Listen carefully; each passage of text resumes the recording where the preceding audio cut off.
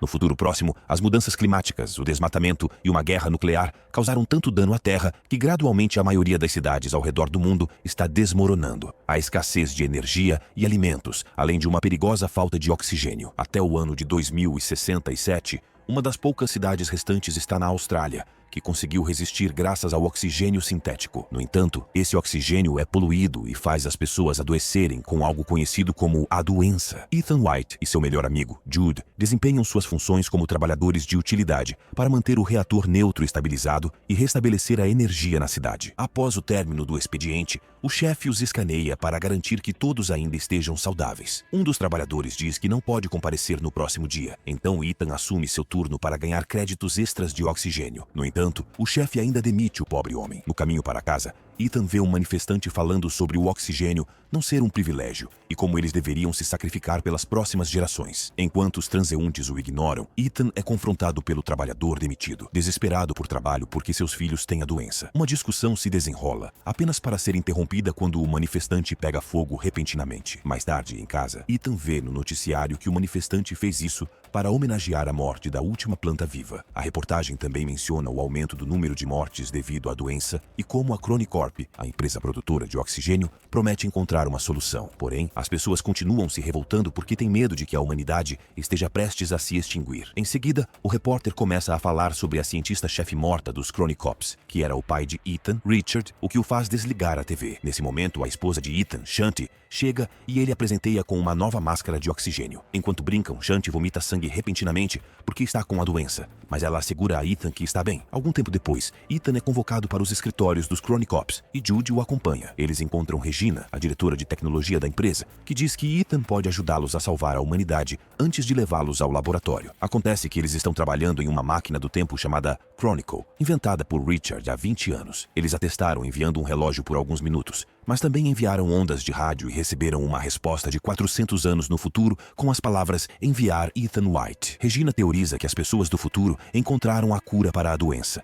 e só a darão a Ethan. A equipe não sabe como fazer Ethan voltar, então ele terá que encontrar as pessoas que enviaram a mensagem para conseguir retornar. Após a reunião, Ethan vai a um bar com Jude para ponderar sobre o pedido de Regina. Ethan não quer deixar Shanti, mas Jude aponta que ficar significa a morte de Shanti, enquanto partir pode significar salvá-la por muitos anos. Quando Jude tenta mencionar Richard, Ethan lembra a ele que seu pai desapareceu depois de deixar seu filho de 8 anos com nada além de uma nota de autoexclusão e um estranho dispositivo no pulso. Ethan acredita que sua mãe não teria morrido se Richard tivesse estado por perto, então ele se recusa a fazer o mesmo com Shanti. No entanto, Jude acha que, para não ser como Richard, Ethan deve salvar Shanti. Depois que Jude sai, Ethan relembra seu 8º aniversário. Ele esperou o dia todo por seu pai, mas Richard chegou tarde e seu presente era uma caixa estranha. Ele colocou a mãozinha de Ethan dentro dessa caixa, dizendo que ele teria que fazer uma escolha importante um dia. E de repente uma pulseira eletrônica fechou em torno de seu pulso, fazendo-o sangrar. Enquanto o menino chorava de dor, Richard disse a ele que a pulseira não sairia e saiu de casa, ignorando os protestos de sua esposa. Então Ethan também não consegue deixar de lembrar da morte de sua mãe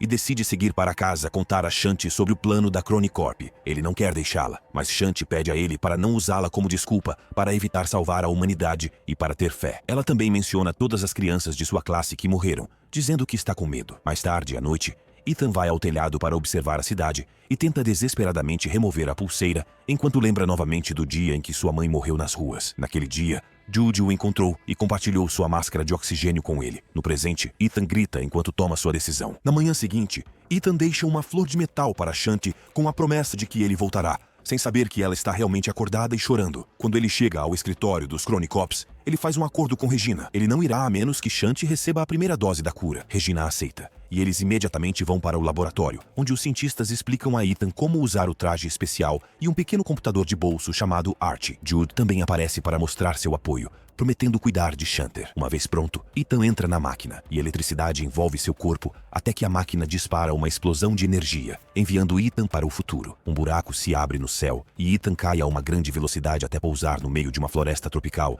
desmaiando instantaneamente. Quando Ethan acorda, percebe que seu traje está queimando e imediatamente o tira, rastejando para longe antes que exploda. Então, o corpo de Ethan precisa se acostumar com a luz do sol e o oxigênio limpo, que permitiram o crescimento da vegetação em toda a área. Depois de admirar a natureza por um tempo, Ethan utiliza a Archie para verificar sua localização, mas Archie não consegue se conectar a nenhum satélite. Ele acaba soltando um ímã no chão, o o que permite que Art detecte estruturas próximas e ela o guia até a instalação mais próxima. Na entrada, Ethan fica surpreso ao encontrar um esqueleto com um buraco no crânio. Mas o verdadeiro choque vem quando ele vê que o esqueleto está usando o traje com seu nome. Ele também encontra uma arte enferrujada sob as folhas e a pulseira de Richard no pulso do esqueleto, embora esta tenha uma luz verde. Isso significa que ele está morrendo nesta missão, o que o faz entrar em pânico. Uma vez acalmado, ele tenta abrir as portas da instalação sem sucesso. Então pede a arte enferrujada para reproduzir a última gravação. A máquina reproduz uma voz distorcida dizendo que é melhor assim, porque então ninguém está mais sofrendo, seguido por duas vozes discutindo e um tiro. Nesse momento, a bateria acaba e a arte enferrujada desliga. Então ele percebe um fio enrolado ao redor da arte enferrujada. Então Ethan pega algum fio de seu traje e o enrola em sua própria arte, o que permite que ela finalmente detecte um sinal de farol. Ethan segue o sinal pela floresta e encontra 2 dispensadores de oxigênio, mas não uma única pessoa. Mais tarde, à noite, Ethan acende uma fogueira com a ajuda de Art, embora leve um tempo. Ele também encontra algumas frutas que Art não consegue identificar, então Ethan come uma e as deixa porque tem um gosto terrível. Em seguida, Ethan pede a Art para usar as constelações para confirmar que é o ano de 2474. O que o faz lembrar como ele e Richard costumavam olhar as estrelas juntos. No entanto, a memória termina abruptamente quando Richard começa a se sentir mal, vomitando e alucinando enquanto uma tempestade cobre a área. Ethan observa uma bola de luz cair perto de seu acampamento e, à medida que suas alucinações pioram, ele percebe um homem correndo em sua direção para esfaqueá-lo no peito. Ethan desmaia e, momentos depois, ele acorda para descobrir que o cara misterioso é Jude, que o injetou com remédio para curar o veneno que Ethan recebeu da fruta. Na manhã seguinte,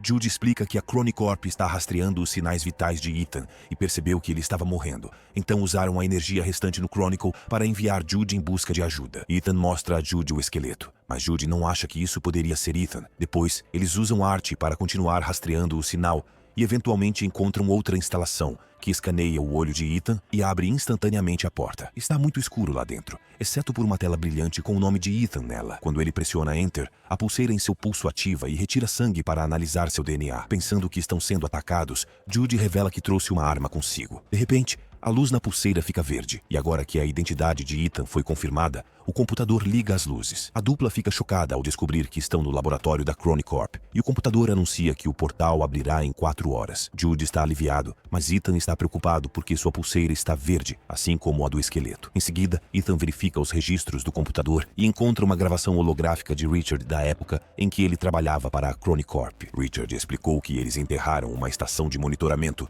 que enviaria dados do futuro quando o ar se tornasse respirável. Na próxima entrada, a equipe se preparou para receber uma resposta de 2474, mas só receberam as palavras enviar Ethan White. Regina perguntou se poderiam enviar matéria agora, mas o relatório indicava um problema com a energia em 2474. De repente, o sistema do laboratório desliga e o computador alerta Ethan sobre um problema no núcleo nuclear. Ethan faz a Art executar um diagnóstico e descobrem que a alimentação de energia está corrompida, o que significa que não conseguirão retornar a 2067. O computador também avisa que se não corrigirem o problema antes do final da contagem regressiva, haverá uma explosão nuclear. Jude corre para encontrar ferramentas, mas Ethan está preso nas implicações do que descobriram. A Chronicorp sabia da falha de energia, porque recebeu a mensagem muito antes de chamá-lo, e essa mensagem foi enviada daqui, o que significa que consertaram este lugar e encontraram uma cura. Ele se pergunta por que a Chronicorp não os informou sobre a falha de energia e enviou Jude em vez de um médico, mas Jude apenas diz que foi o único que se voluntariou. Então, Jude insiste que deveriam trabalhar nos reparos, mas Ethan quer analisar a situação primeiro, o que quase leva Jude a ficar agressivo. Ao dar um passo para trás, Jude se acalma e pede a Ethan para perceber como a situação é séria. Então, Ethan concorda em seguir para o túnel de acesso para os reparos, desde que procurem o remetente da mensagem depois. A dupla atravessa a floresta e segue para a cidade, apenas para encontrá-la em ruínas e coberta de vegetação. Ao explorar a área, encontram muitos esqueletos, e Ethan percebe que ninguém sobreviveu ao ano de onde ele veio. A Terra apenas esperou os humanos morrerem para se regenerar. Preocupados, eles vão à escola de Shanti e encontram os esqueletos dos alunos, significando que morreram ali na sala de aula. Se ninguém estava por perto para mover os corpos, Ethan não consegue evitar assumir que eles falharão na missão. Então ele encontra mais um esqueleto. É o de Shanti, e a flor de metal está em sua mão. À medida que o luto toma conta de sua mente, Ethan lembra da noite em que Richard os chamou para se encontrarem em algum lugar, mas foram seguidos por um estranho que matou sua mãe e roubou a máscara de oxigênio de Ethan. Richard nunca apareceu, mas Jude encontrou Ethan e o salvou. A memória faz com que Ethan tenha um ataque de pânico, mas Jude o ajuda a se acalmar. Ethan chora e se arrepende de deixar Shanti sozinha, ainda pensando que não conseguirão mudar nada. No entanto, Judy diz que estão melhor agora porque ninguém está mais sofrendo, o que choca Ethan, porque são as palavras que ele ouviu da arte enferrujada. Para confirmar, Ethan reproduz a gravação novamente e percebe que a discussão termina com Judy atirando nele. Nesse momento, Judy saca sua arma e Ethan quer saber por que ele a tem, já que não há nada para lutar ali. Uma discussão se inicia até que Art lembra a eles que restam apenas 2 horas para a explosão nuclear. Judy arrasta Ethan para os túneis e percebem que o núcleo nuclear está frito, então terão que redirecionar a energia. Suas tentativas de fazer isso imediatamente falham e o computador tenta fechar a porta por segurança. Judy consegue bloqueá-la com uma barra de metal, mas quando Ethan ouve o computador dizer que a câmara precisa de despressurização, ele retira a barra, deixando Judy do lado de fora para salvá-lo. Em seguida, Ethan ativa a purga de oxigênio, o que restaura a energia, mas faz com que ele desmaie. Um Judy desesperado quebra o vidro, deixando o oxigênio de volta para manter Ethan vivo. Depois, a dupla volta ao laboratório e descobre que só tem 37 minutos antes do lançamento do portal. De repente, Ethan abre uma porta e descobre que leva ao seu esqueleto, o que o faz aceitar que não pode mudar o destino. Enquanto Ethan troca as baterias das 2 artes, ele acusa Judy de planejar atirar nele. Então, faz a arte enferrujada reproduzir a última coisa que o outro Ethan viu, e a gravação mostra Judy ameaçando Ethan com uma arma e pedindo para ele reagir. Judy jura que não planeja atirar em Ethan, e uma discussão se inicia com Judy sugerindo que fiquem ali, mas Ethan se recusa a deixar todos morrerem. Em seguida, Ethan força outra porta aberta para encontrar a sala de utilidades, mas não há máscaras. Judy insiste que não podem salvar todos, mas Ethan o empurra para longe e vai para o computador para reproduzir um registro gravado em seu 8º aniversário. Richard diz que cometeu um erro, mas a mensagem é interrompida quando Judy desliga a energia. Furioso, Ethan tranca Judy na sala de utilidades e liga a energia novamente para terminar de assistir à mensagem. Richard disse que fez tudo por seu filho e queria contar a ele, então ligou para casa e pediu ao pequeno Ethan que desse um passeio com sua mãe para se encontrar com ele. No entanto, antes que pudesse sair, Regina e Judy entraram no laboratório para encurralá-lo. Descobriu-se que Regina queria usar o Chronicle para escapar para o futuro com um grupo selecionado de pessoas de elite e abandonar a busca por uma cura, alegando que os humanos eram o verdadeiro vírus. Richard se recusou a cooperar e confessou que programou o sistema para que apenas Ethan pudesse ativá-lo no futuro, enfurecendo Regina, que sacou uma arma e perguntou a um dos cientistas se era possível enviar pelo menos uma pessoa para consertar o problema de energia. Quando o cientista confirmou que era possível, Regina atirou em Richard. Nesse momento, Judy se liberta e tenta interromper a gravação em vão. Então o restante da verdade é revelado. Regina enviou uma equipe para matar a mãe de Ethan e ordenou que Judy se tornasse o guardião de Ethan. Ele fica devastado e pula em cima de Judy, lhe acusando de usá-lo todos esses anos. E outra discussão se inicia sobre como proceder. Ethan começa a puxar cabos para tentar parar o Chronicle. Então Judy o ataca, empurrando-o contra a parede enquanto implora para que ele lute. Como Ethan se recusa, Judy saca sua arma e mira na cabeça de Ethan, mas ele ainda não reage, dizendo que acredita em seu irmão. Vendo Ethan em tanta dor, Judy se lembra da noite em que se conheceram e a culpa o domina. Então ele se desculpa com Ethan e depois se deleta. No presente, Regina está preparando o grupo de elite para a fuga e ela ordena a um guarda que mate Ethan assim que chegarem ao futuro. De volta a Ethan, ele tem um colapso e estende a mão para Judy, só recuperando a compostura quando o computador reage ao sinal enviado pela equipe de Regina. Isso finalmente o faz perceber que a pessoa no laboratório que tem feito todas as coisas é ele mesmo. Então ele escreve a mensagem enviar Ethan White com um plano em mente. No presente, Regina espera que a contagem regressiva chegue a 0, mas em vez de um portal se abrir, o Chronicle se desliga. Dentro da máquina, eles encontram um presente de Ethan, composto por um monte de plantas, uma lata e um vídeo do assassinato de Richard. No futuro, Ethan destrói o Chronicle para que ninguém o use novamente. Em breve, noticiários no presente cobrem a prisão de Regina e como os cientistas estão trabalhando com as plantas para iniciar a regeneração ecológica. Um funcionário dos Chronicops entrega a lata a Shanti,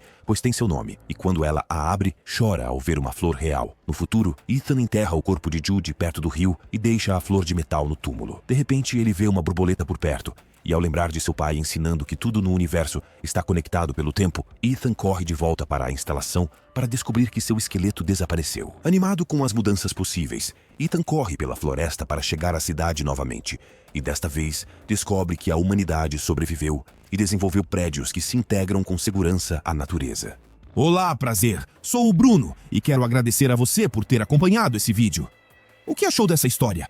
Compartilhe nos comentários. Se ainda não faz parte, convido você a se inscrever nesse canal e te peço um favor. Marque como gostei, clicando no botão de joinha logo abaixo. Isso faz toda a diferença para o crescimento do canal. Na tela está aparecendo mais 2 histórias interessantes aguardando por você. Até o próximo vídeo e obrigado!